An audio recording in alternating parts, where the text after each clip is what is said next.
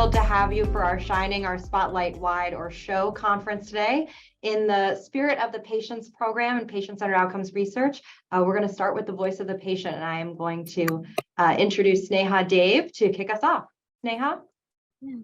Hi, everyone. My name is Sneha, and I am on the advisory panel for this project, and I'm super excited for this conference. I know there's been a lot of planning that goes into it, and I can share a little bit about my journey and why I'm really looking forward to today and what comes after. So I am 24 years old. I was diagnosed with ulcerative colitis when I was a little under 6 years old, and I've had the colectomy surgery, and a lot of what I do now is focused on the transitions of care. So this time period between, pediatric and adulthood and the unique challenges that come along with being young and having a lifelong condition. But about 10 years ago, I created what is now Generation Patient, which is a nonprofit focused on adolescents and young adults with chronic and rare conditions. And I'm super excited that some of the attendees here are people that I've worked with as well. So shout out to all the young adult patients that are here. But at Generation Patient, we focus on 3 areas, which is higher education. So thinking about ways that we can increase access and retention of our demographic within these institutions of higher ed, peer support, which is very, very important to me, and thinking about peer support as a way to actually, allow us to cope and just navigate life with a chronic illness. And the last area is health policy. And I think something that I was really reflecting on when I was invited to be part of this advisory panel was, the ways that we've done dissemination without actually knowing that we're doing that, without actually using that term. And I think in a lot of ways, especially for our age demographic, which are the majority of which are digital natives, just thinking about the different ways that we're meeting our community where they are at, and also thinking about new strategies of how we can create more accessible visual materials with a lot of our programming as well.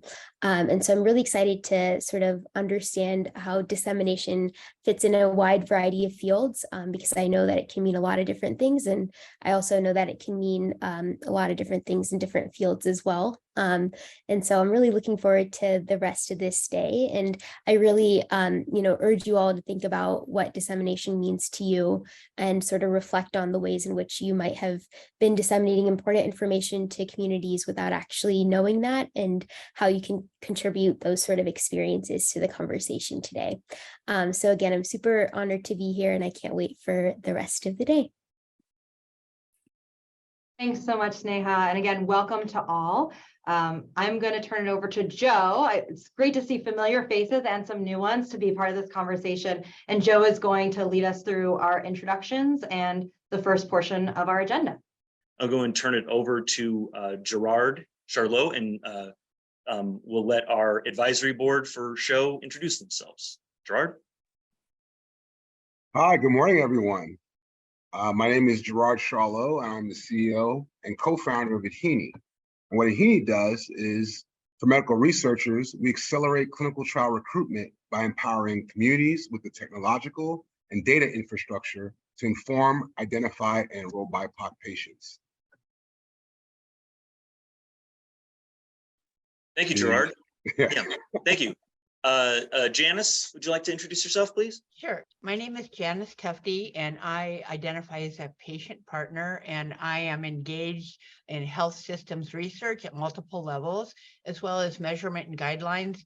And I see the importance of dissemination and really see the role that patients, caregivers, consumers, however people identify public members, are able to push out information that's important to their communities. And as Sneha mentioned, some people don't realize they're already disseminating. Thank you. Thanks, Janice. David, would you like to introduce yourself? Hi, everybody. I'm David Pogrzalski. I am a research coordinator, project manager at McMaster University near Toronto, Canada.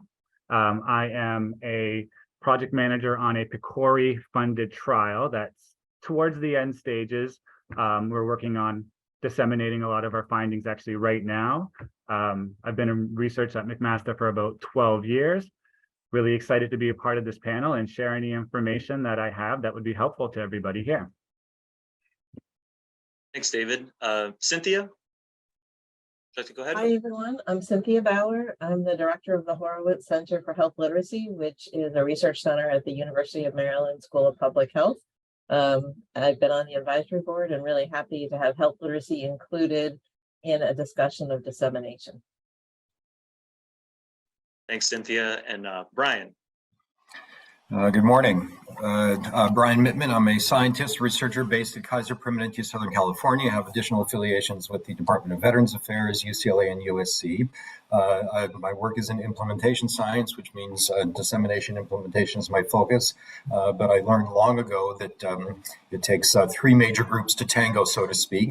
The researchers do have something to offer, we feel, by way of technical assistance and advice and consultation, but it's the actual patients as well as the health professionals and other stakeholders involved in the work who have as much, if not more, to offer, both in producing the evidence and the innovations and the ideas, as well as ensuring their dissemination, their effective communication, and ultimately, we hope their adoption in societal benefit. And I, too, am happy to be here. Thanks so much, Brian. And I'll turn it over to Hillary, and she will get us started off. Thanks, Joe. So I'm Hillary Edwards. I'm one of the directors here at the Patients Program and the program lead for our conference today. A little bit about me. I've been at the University of Maryland, Baltimore for 12 years and with the Patients Program for 8. And one of the big parts of the work that we've done here at the University of Maryland, Baltimore is this concept of continuous engagement. And as PCORI has been around for 10 plus years at this point, many of you have been working in this field, either again, as advisors, as researchers, as policymakers, in all of our different roles. We've seen this patient-centered and patient engagement grow. And when it comes to sharing and learning from one another, we have so much more experience and wealth of knowledge. And I remember early on in the conversations with our advisory board, is we were talking about these different frameworks that have evolved over, not just the past decade, but several decades around dissemination and health literacy and health communication. And they aren't always used to the best of their ability. And so we wanted to bring together this amazing group of people to really talk about what effective sharing and learning means. And just, I'm again thrilled with not only the advisors that have helped co-develop this conference that you see with us, or that you're participating in today, but again, each of you as participants and your subject matter expertise to go into the breakouts as we have our sessions today and really share what you've experienced, what challenges you faced, what successes you've had, and how we can make dissemination, sharing, and learning even more effective moving forward. So for our first session, we're going to talk about continuous engagement for successful dissemination. We're going to have a 20-minute conversation with our advisors. And if you have a question for the panel, certainly you can include it in the chat and send it either to Joe or myself, or you can hold questions and make that part of the really rich discussion you'll have in the 20-minute breakout session following the conversation with our panel. And so to start, I'll highlight our amazing panel again of advisors. Let me add them here. The first part of our panel on why robust dissemination matters is about principles and characteristics. And we're going to go through a round robin to really talk about what that looks like. So I'm going to first ask Cynthia to talk about principles and characteristics for robust dissemination. So Cynthia, sort of what are your first thoughts? Well, audience. As a communicator, I always start with the audience. And I have to say that this has been one of my intellectual struggles with dissemination frameworks, is they tend to start with products as opposed to the people. And so for me, it's always the audience is the first and last, and every principle in between.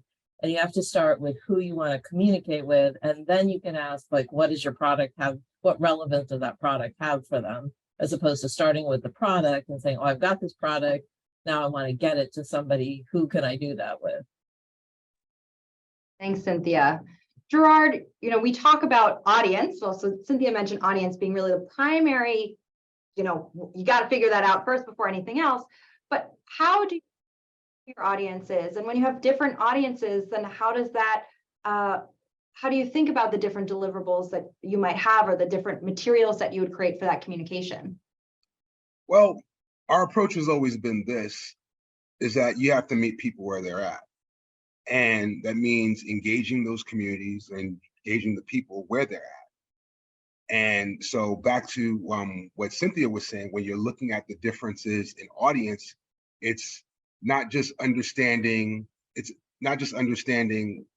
what the, what their demographic, meaning like their surface level demographics, but really trying to learn what their needs are, whether that's their literacy needs, whether that's their maybe, and that could be low English proficiency or things of that nature. It could be, different cultural components that they deal with, and really diving into where those people are so they can actually feel empowered to be part of that shared decision making moving forward. Yeah, a good characteristic, right? Talking about language, inclusive media. I would love to hear from Sneha. You mentioned in your opening, the voice, how important sort of multimedia can be. So can you share a little bit about maybe some principles and characteristics to make audiences be able to really understand the work that people are trying to do? Yeah, definitely. And I think just going off what Gerard and Cynthia said too, I think especially with the work that we do, everyone who is involved in dissemination is, the people that are impacted by what the product is actually trying to achieve. So, we're entirely young adult patient led. So I think naturally in some ways we're able to identify, areas of accessibility and things that we feel like could be made in an easier and less complex way. And I also think in a lot of more official documents, you don't see a lot of like visuals and more organized sorts of infographics and color. And I think that's something that we've really tried to really integrate within a lot of our like proceedings documents and other sorts of things, is really trying to make space for things that are a little bit more lighthearted, so it doesn't feel like it's something extremely serious, even if the information is really, really important. So I think that's something, and we have a really, really big emphasis on graphic design. We have two incredible people who are focused on graphic design, and I think that is something that is really underutilized, especially within the health space and reaching different communities. Sure. Brian, you've been in this field for a long time, and you mentioned implementation science as well. So hearing from Cynthia, Gerard, and Sneha, what are some of your reactions to how this field is developing and principles and characteristics we need to think about for sort of effective sharing? Sure. So I would endorse everything that was said, and after years of experiencing far more failures than successes, some of the words and concepts I would throw out include multi-level, multi-component, multi-stakeholder. We know that we need everyone involved. We know we need to communicate at different levels. We think about marketing campaigns, and Coca-Cola does not just send out one advertisement, but instead hits us from all directions in all ways. But other key terms and concepts and ideas include ownership and engagement. The not invented here phenomenon, as mentioned, is very important. And we always struggle to communicate and disseminate and advocate interest in information where the target audience did not have some level of involvement and engagement and ownership. And then finally, the issue of heterogeneity, as the researchers like to call it, or diversity, and the idea that different target audiences have different preferences and values and goals and needs, unless we try to customize or tailor and reach out to each audience in a way that's meaningful for them, we're not likely to succeed. One size never fits all. So it makes for a much more complicated approach than those who, for example, develop vaccines, where they have one product. It works reasonably well for large numbers of individuals. For us, things are at the far other end of the continuum in terms of complexity and challenges, which makes for an interesting, enjoyable activity, if at times frustrating. Sure. Thanks, Brian. David, you're in a really unique position, and one of the reasons I have enjoyed working with you is, in your role in this large pragmatic clinical trial, you get to see, right, the principal investigator, the people who are leading the clinical research. You get to work with an extraordinary advisory board of patient advisors. And then you're also working in the day-to-day for clinical research. So how have you, or sort of what principles and characteristics have led your work as you've seen, the 7+ years, I think at this point, of the PREP-IT trial, and how you've been able to effectively communicate what you've been doing even before the results have rolled in? Yeah, thanks, Hillary. Everybody else brought up some really good points on this as well. I would say one of the key principles, and it's something that I've learned over time in my role, is not just to think about dissemination at the end of the project. A lot of people tend to default to, okay, let's focus on the trial while we're doing it. And then once we have the data, then that's when dissemination kicks in. But it's not, at least successful dissemination is not something that you should be thinking about at the end. It starts right at the very beginning. As soon as you have your idea for the project, put it into the grant, write out your dissemination plan so you can get some funding for it. Engage the end users of your dissemination plan to get their feedback, and put that into your protocol. Design your protocol, get feedback from community members, from your end users, from nurses, from doctors, from anybody that has some sort of tie to the study, and engage it and wrap it into the whole duration of the project, not just something that you have to think about at the end of a project. Thanks, David. And Janice, you wear many hats, whether it's as an advisor for this award, working with PCORI's Ambassadors Program, your own work in your consulting work. So what thoughts do you have about principles and characteristics? And then we'll open it up again to the full group for reactions to one another. Janice?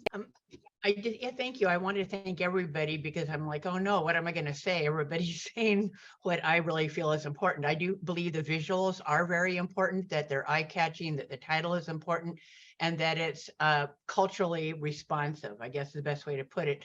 So adaptability, I see, is super important, kind of going off of what David had mentioned, because for an example, there was a University of Washington dissemination for recruitment for a project, and I actually found a mistake in it that was true, right, regarding the disease. And I wrote to them, and because it had already passed through the IRB, they didn't change it, right? So, that just is a perfect example of having the community themselves with the eyes on the dissemination products, where we can assist in that area. And then in other areas, I'll give an example, like I've worked in creating community resource guides since 1995 locally.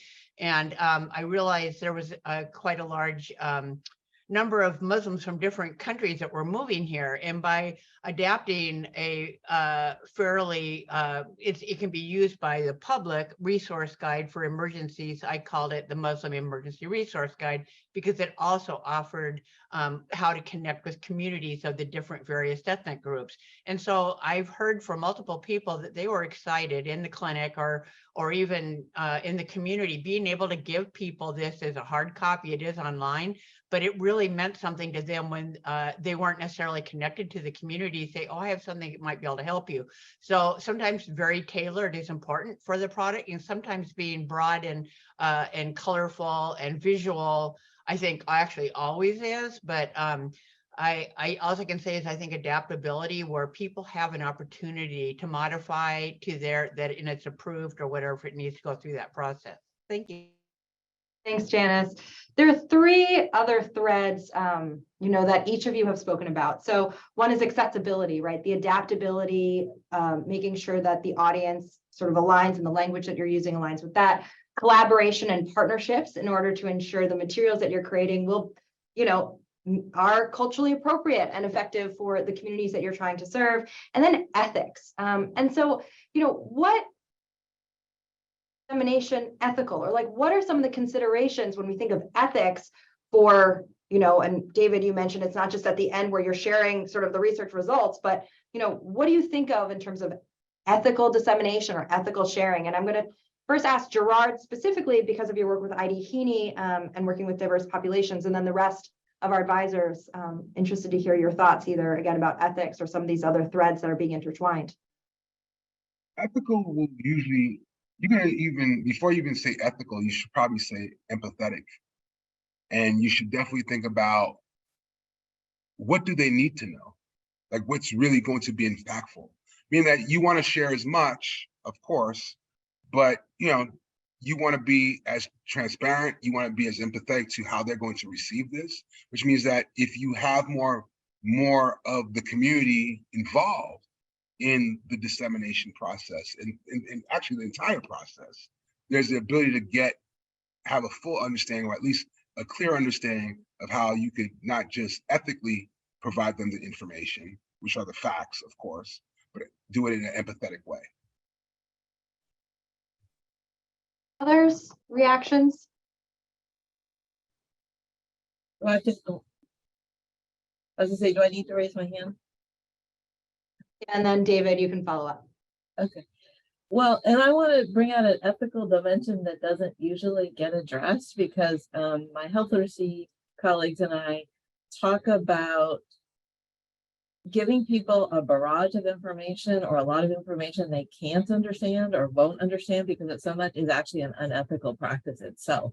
So just as you would not give someone a drug or a device or a treatment that does not work for them, right? That would be considered unethical.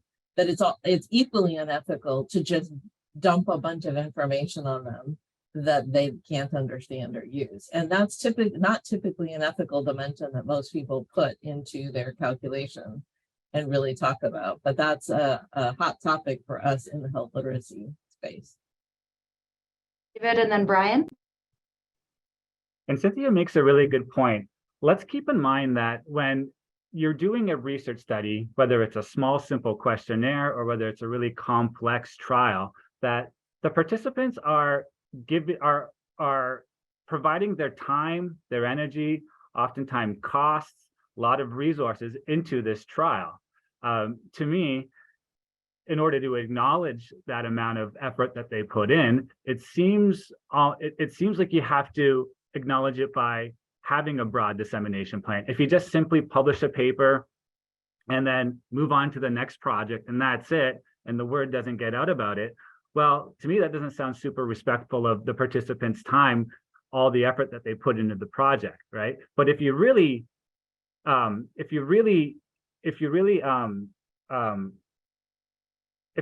a broad if you really put a lot of effort into your dissemination approach, the word gets out, a lot of people read your findings, apply it, translate it into their practice, then it really puts a lot more accountability and a lot more respect on your participants in the trial. So, but I again will endorse everything that's been said, but I'd like to add one additional component to this, and that is to point out a pretty significant gap and shortcoming in the current regulations that govern us as researchers and research projects. So, as we know, we cannot enroll patients, individuals, in a study without informed consent.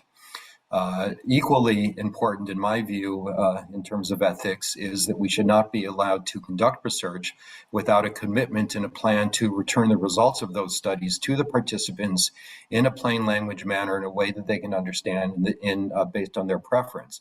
And that currently is not required. There's a great deal of interest in what I hope will be a growing campaign to try to facilitate adoption of this practice to return results to participants. Ultimately, we hope regulatory requirement, but it remains, to me, again, a glaring gap in the ethical regulations governing research. That's a great point, Brian, right? Many times we think of dissemination for the broad audiences or the medical journal, but not the people who actually made the research happen, right? Our participants. Janice? I think when we talk about ethics, we also have to talk about the ethics of the journals or the institutions that actually are some of the more common disseminators of the information. Because as we mentioned before, the importance of having patient, caregiver, public, consumer, community voice in at the beginning, and having that accepted by perhaps the end user products, right? So it's very rare if one of the public, patient, caregiver community are published in JAMA, right? And so I can say under a handful of people I know that initiated it from that level, but I think that's ethical as well. And so also, I think it's very important to educate individuals when they come on to research projects to know their rights, right? Their data privacy rights is huge right now, and people would like to have the control their own data. But I know Sneha just put out a her generation patient newsletter for her year, and she made a very good comment about that patients understand that their data goes into marketing, right? So what you put out there, and this is a pet peeve with me, and I often have to remind it to people when they collect survey information, where is this going? You don't need all this information. Ethically, you don't need to know my disease state or whatever if we're working on something for, say, health systems change, right?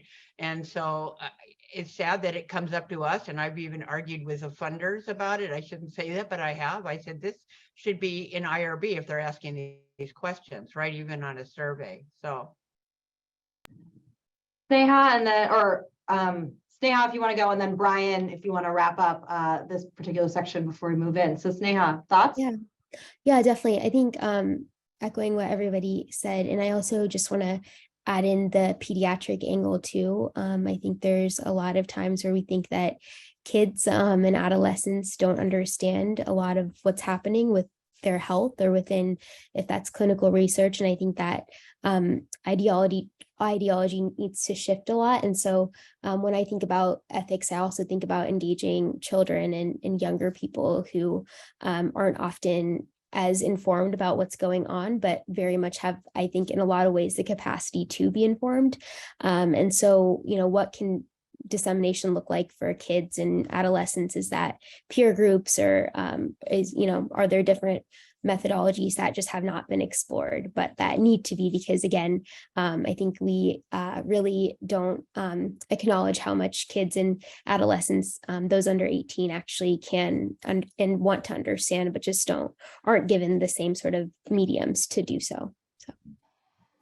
And I wanted to add just one more item to my list of recommended best practices for researchers in order to increase the ethical nature of the work that we do. So I talked about the ethical mandate to share research results with participants, but there's another ethical mandate, and that is for us as research teams to share the materials that we use, especially when we're conducting patient education, health promotion, healthcare delivery. To do that work, we develop a very large collection of documents and tools and resources. And typically, we will describe them very briefly, but we don't take the additional time and effort to share them. And as a result, first of all, no one can fully understand what we did. No one can easily adopt what we did and therefore benefit from the societal investment, if this is a government grant, in our work.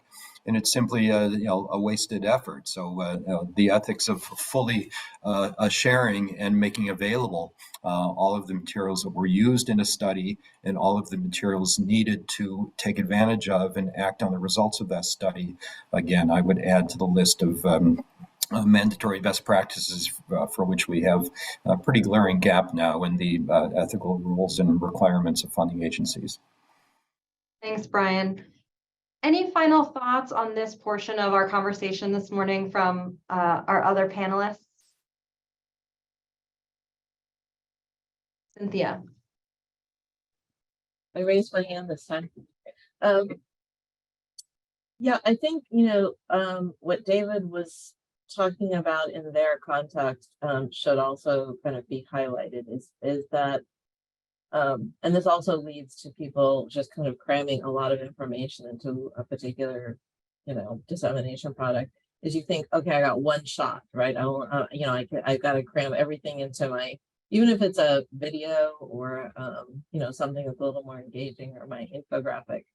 But what David was talking about is like when you do this relationship building over time, like you've invested in the relationship with the people in your study or people on your advisory board, or even the community organizations that you might want to share the information with, that gives you multiple shots at sharing information. And that's really important. Just before the meeting today, I was having coffee with a colleague who runs a communication agency. And she said that's one of the biggest problems they have with clients, is that their clients, are just treating this, have very complicated topics that they want to communicate with the public about.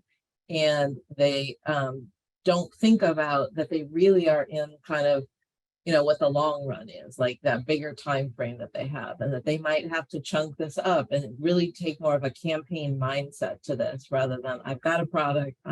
Even if you do a great job on your plain language fact sheet, if you think of that fact sheet as the one and only time that you're going to communicate with that audience, that's probably not very realistic either. So people probably need to have much longer time frames and think about multiple touch points if you're really going to connect with the people that you want to connect with. Yeah, that's a great transition for us to talk about our 10-step framework. But David, yeah, final thoughts from you before the panel moves to talk about continuous dissemination and engagement.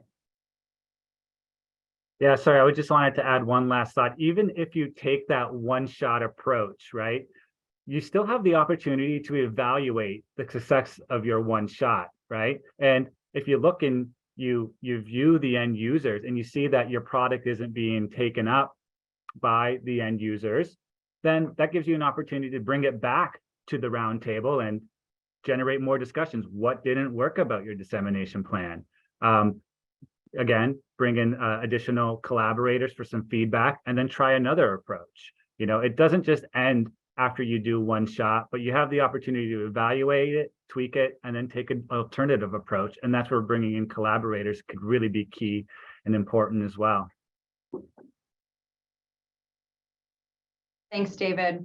And so we're talking about relationship building and having these different checkpoints, even if dissemination is a single point, right? A single action. There's so many opportunities through the research lifecycle to engage with target audiences or, important audiences for your work for, how do we communicate clearly and share what we're doing? So let's share the 10-step framework that our program uses. And we have 10 steps that are split into 3 phases. And so, opening it up to our panel, first to talk about the planning phase. And David mentioned this, where making it part of your protocol. How do you develop some of those communication checkpoints throughout the research plan by topic solicitation, prioritization, or framing the question? How might you adapt this 10-step framework that we use for continuous engagement specifically to continuous sharing and learning? And this is open to any member of the panel to respond.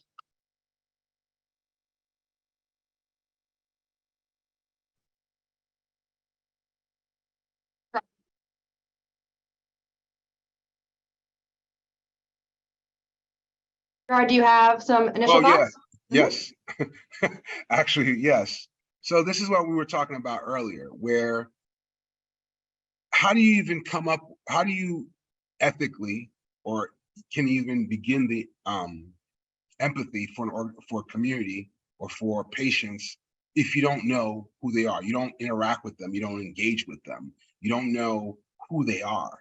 And one of we always talk about in our previous conversations about how much this process just makes sense and how impactful it could be within research, simply because as you are in the community, as you are actually engaging the constituency of those communities, you're able to identify what types of topics, what type of issues, disease states, whatever it is that would even be worth it, not just to you as a researcher, but to the actual community, which provides a ton of value and a ton of real, how should I say, buy-in. I mean, that's really the word. And I think that to really move forward this entire process, specifically from a patient-centric or even a community-led perspective, once you have that initial buy-in and people are on the same page, then a lot of it starts to really, the synergy and the alignment that you get throughout the relationship all the way through dissemination is just heightened.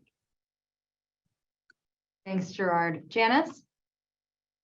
Yes, I appreciate that, Gerard, and just kind of adding on to it is that I know that in this process, even for this dissemination project that we're on here today, the first few meetings we asked who is missing at the table, right? And I think that's an excellent, I'm seeing it more and more in my projects. And I think it's so important to ask that, where it makes us, learn, forces us to learn from each other and to really recognize what voices aren't here.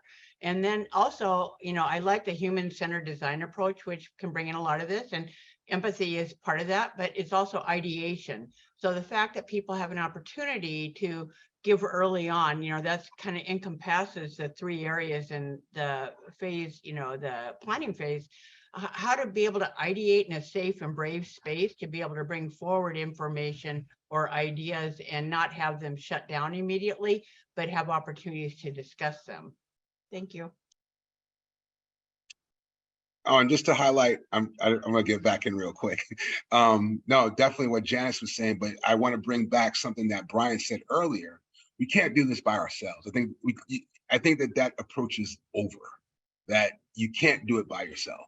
You need more diversity of thought, perspective, and specifically from the patient population to actually figure out what are the real solutions. So definitely what you said, Janice, as well as what Brian said earlier is very much the centerpiece of how dissemination should actually occur and how they should be leveraged throughout the 10-step framework. And if I could throw in just one quick additional comment in working through this 10-step framework and building on what you just said, Gerard, we need to keep in mind throughout these steps that we have 2 major goals and purposes for engagement. One is that the quality and the value and the validity and so on of the work is better based on the issue of needed expertise. Second, though, is the issue of dissemination, perhaps more important, implementation. The likelihood that what we produce through these kinds of projects, even when we have full engagement in the development of the information, the innovations, the likelihood that that will be meaningful to and likely be adopted by our target audience requires very active, very broad engagement. So that engagement is important for that dissemination implementation piece, much in a separate manner from the quality of the work, although they're linked, and obviously we need the same folks involved in both to achieve our goals. Thanks. David, yes. I just wanted to share that before I joined the PCORI funded trial that I'm on right now, where this 10-step framework of engagement was really central to the trial. I came from a research background where dissemination was somewhat of an afterthought. I feel like 99% of the resources went into conducting the trial, and then 1% went into it afterwards. And then when I moved on to this PREP-IT trial, and in the first few weeks, we saw this 10-step framework, and I was a bit confused. Why are we thinking about engagement so early? And I use it as a learning opportunity, and the exposure to it really brought to my eyes the value in it. I remember early on in the trial, I think Jeff Wells is on this call. Me and him, he's one of our patient advisors for the PREP-IT trial. We actually were traveling to sites together.